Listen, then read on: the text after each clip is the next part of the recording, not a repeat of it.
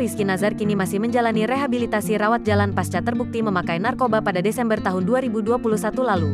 Ia pun bisa kembali berkumpul dengan keluarga dan menjalani kesibukannya di industri hiburan. Pada Senin, tanggal 7 Maret tahun 2022 lalu, Rizky merayakan ulang tahunnya yang ke-26. Di hari spesialnya itu, ia mendapat kejutan meriah dari keluarga dan sang kekasih, Syifa Haju. Terlihat, keluarga dan kekasih Rizky memakai pakaian serba putih di hari ulang tahun Rizky. Syifa juga mengunggah potret berdua bersama sang kekasih dan mengucapkan selamat ulang tahun. Pasangan yang kini sedang mempromosikan serial terbaru mereka berjudul 17 Selamanya sempat diwawancara terkait keseriusan hubungan mereka. Ketika ditanya soal rencana pernikahan, Syifa mengaku ia tak ingin melihat pernikahan sebagai hal yang diburu-buru. Keduanya hingga kini sepakat untuk fokus menjalani karir dan mewujudkan mimpi masing-masing.